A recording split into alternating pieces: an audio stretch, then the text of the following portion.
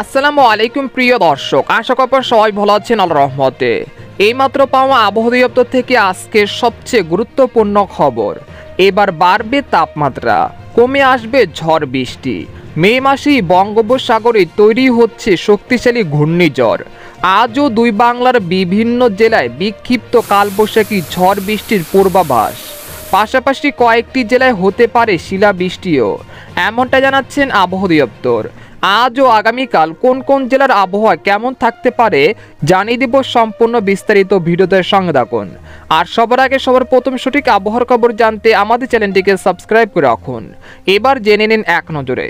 আবহাওয়ার পূর্বাভাসে বলা হয়েছে মে মাসের 14 তারিখ থেকে তাপমাত্রা বাড়তে পারে। একই সঙ্গে আগামী দুদিন দেশের দক্ষিণ ও মধ্যাঞ্চলে বিক্ষিপ্ত বজ্রসহ কালবৈশাখী ঝড় হতে পারে বলে জানিয়েছেন বাংলাদেশের আবহাওয়া দপ্তর। এছাড়া গত 24 ঘন্টায় দেশের সর্বোচ্চ তাপমাত্রা রেকর্ড করা হয়েছে খুলনার যশোরে 34.8 ডিগ্রি সেলসিয়াস, আর সর্বোচ্চ বৃষ্টিপাত রেকর্ড করা হয়েছে রংপুরের তেঁতুলিয়ায় 24 মিলিমিটার। এদিকে আবহাওয়ার আরেক সতর্কবার্তায় বলা হয়েছে 11 মে খুলনা, রাজশাহী, চট্টগ্রাম, ঢাকা ও বরিশাল বিভাগের অধিকাংশ জেলায় বিক্ষিপ্ত বজ্রসহ কালবৈশাখী ঝড় ও ভারী বৃষ্টি হতে পারে। তবে এই ঝড় বৃষ্টির প্রবণতা আগামী 14 তারিখ থেকে কমে আসতে পারে। একই সঙ্গে তাপমাত্রা কিছুটা বেড়ে ভ্যাপসা গরমের তীব্রতা বাড়তে পারে। এদিকে সামুদ্রিক আবহাওয়া, বর্তমানে বঙ্গোপসাগর স্বাভাবিক আছে, তবে মে মাসের 20 তারিখ থেকে বঙ্গোপসাগরে একটি লঘুচাপ সৃষ্টি হতে পারে এবং 25 মে এর মধ্যে এটি শক্তিশালী ঘূর্ণিঝড়ের রূপ নিতে পারে। যদি এটি ঘূর্ণিঝড়ের রূপ নেয় তাহলে এর নাম হবে ঘূর্ণিঝড় রিমাল। এ বিষয়ে আরও বিস্তারিত আসছে সামনের ভিডিওতে।